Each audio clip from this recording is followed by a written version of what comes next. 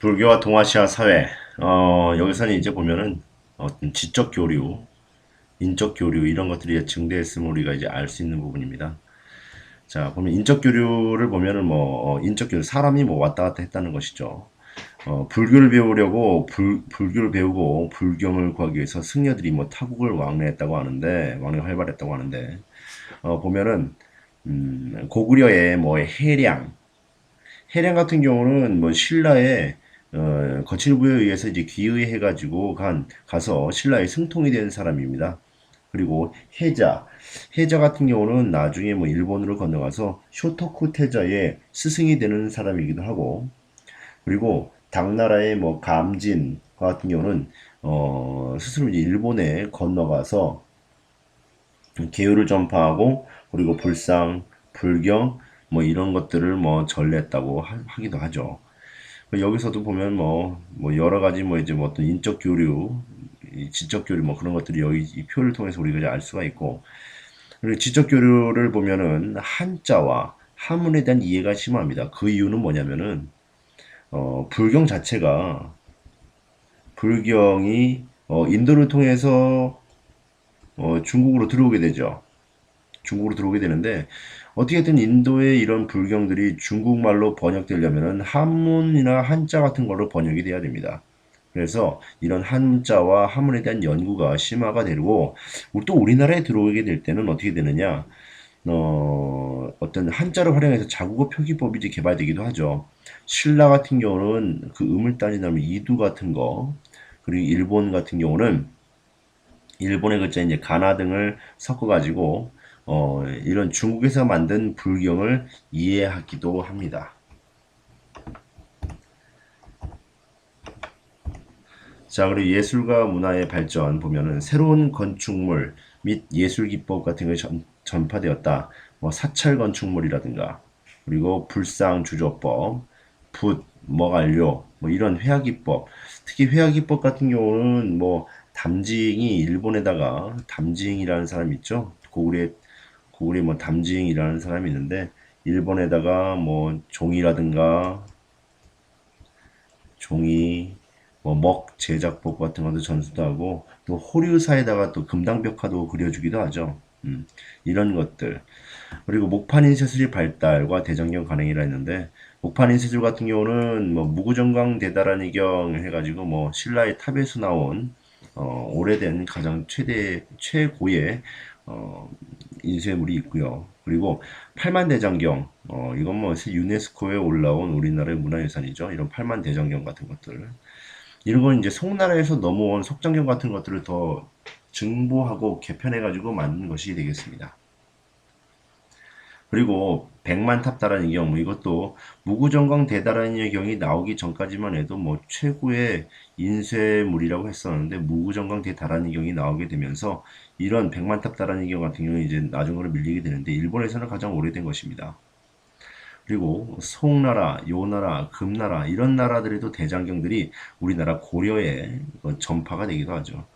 우리나라 고려 같은 경우는 이제 이런 송나라의 대장경 같은 것들을 기본으로 해가지고 결국에는 팔만 대장경과 같은 이제 아주 가치가 높은 대장경이 만들어지기도 합니다.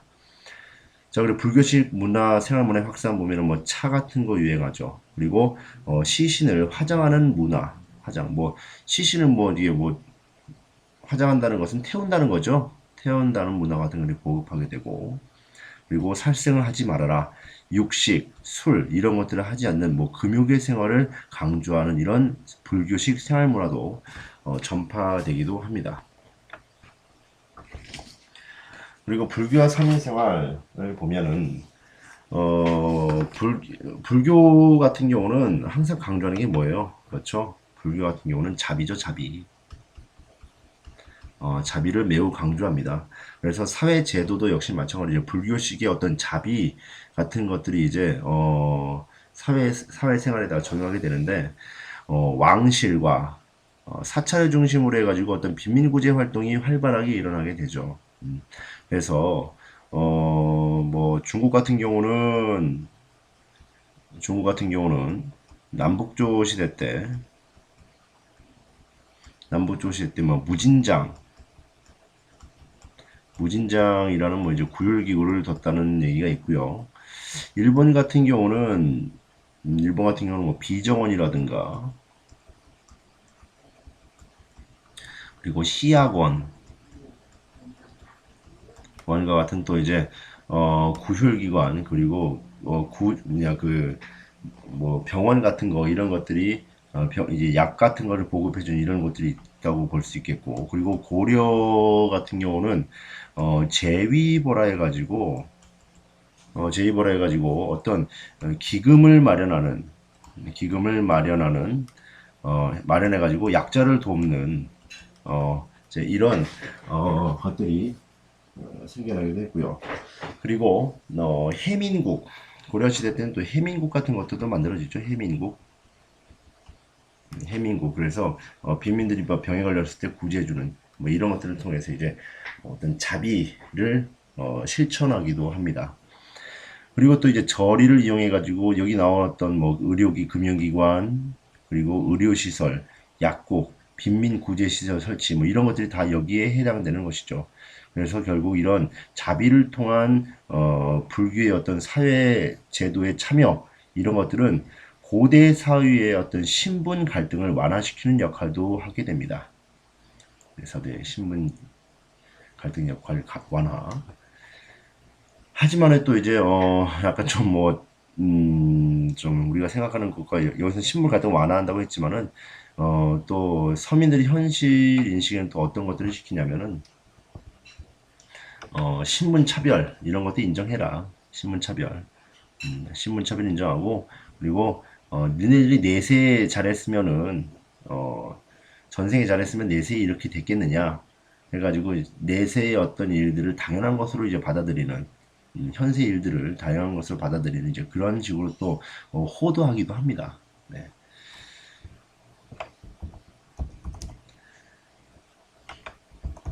자, 그리고 이제 불교와 동아시아 사회 그 마지막 불교의 성장과 폐해. 불교 같은 경우는 이제 이렇게 융성하기도 한 반면에 어떤 것이 있었냐면은 그 폐해도 이제 대단했죠. 그래가지고 재정 부담이 됐다 국가적으로. 왜냐면은 사원을 건립과 유지비를 전부 국가에서 이제 뭐 지원해 준다거나 그리고 승려들이 가지고 있던 어떤 면역과 면세 특권 이런 것들을 유지시켜 주는 등 국가로서는 많은 재정 부담이 뒤따랐습니다. 그리고 사원 세력 역시 부패하게 되죠. 많은 귀족들이 이제 불교에 심취하게 되면서 그들에게 어떤 토지 같은 귀족들이 사원 측에다가 이제 토지 같은 것들을 주게 되면은 이런 토지를 통해 가지고 토지를 받으면은 사찰이 이제 이런 넓은 토지를 장원이라는 형식으로 이게 경영을 하게 됩니다. 자, 그리고 그것도 모자라 가지고 이제 고리대를 통해 가지고 이제 부를 축적하는 그런 폐해도 일어나게 되죠. 또 국가가 이제 이렇게 돼서 국가가 이제 불교를 통제하기도 하는데 승려와 교단을 통제하기도 합니다. 그리고 출가의 허가제 같은 것들이 나타나게 된다고 합니다만 출가의 허가제라는 것은 뭐냐? 아무나 개나 소나 다 뭐 승려를 할 수는 없는 것이죠. 그런 사람들이 많은 승려가 되면은 어떤 면세와 면역의 특권 같은 것들이 많아지게 되니까 자연적으로 국가적으로 재정 부담이 따를 수밖에 없죠. 그래서 오로지 국가에서 허가한 사람들만 출가를 하게 함으로써 이런 승려들이 늘어나서 이루어지는 폐해 같은 것들이 이제 막기도 했습니다. 당나라 같은 경우는 이제 중기 이후에 불교 금지 정책을 피기도 합니다. 그래서 뭐 사철을 폐쇄한다거나 승려를 다시 일반인으로 환속시키기도 하고요. 고려 같은 데서는 후기에 신진사대부들의 어떤 불교 비판을 인해 가지고 결국 뭐 정도전 같은 사람들은 불시잡변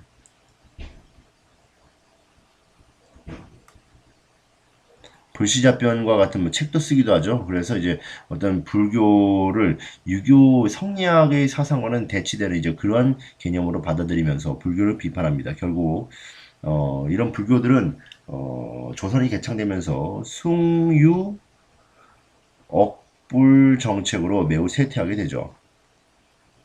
일본 같은 경우는 아까 말했다시피 해이안 시대 후기 때 조정이 비호로 이제 나타나게 되고 용서하게 되고 나중에는 이제 조정이 신사와 사찰세를 견제하기 위해서 이제 무사를 고용하게 되는데 이 무사들이 나중에 신사와 사찰 세력을 견제하려 했더니 오히려 이들의 조정과 신사 사찰 세력의 어떤 그 힘을 넘어서게 되죠. 그래서 막부 시대가 전개가 된다는 말씀을 드렸고 이 막부는 이제 선종의 심취하게 됐다라는 거 하면서 이제 이런 식으로 해서 이제 어떤 불교의 성장과 폐해에 관련돼 가지고 말씀을 드렸습니다. 우리가 그래서 이제 다음 시간에 이제 어떤 부분을 하느냐, 다음 시간에는, 보면 이제 우리가 이제, 유목생활, 유목민족, 국제관계 다원화에서 국제관계의 변화와 어떤 지배층의 재편, 여기에 대해서 우리가 이제, 또 이제 한번 한 달 동안 또 이제 공부를 해보겠습니다. 자, 수고하셨습니다.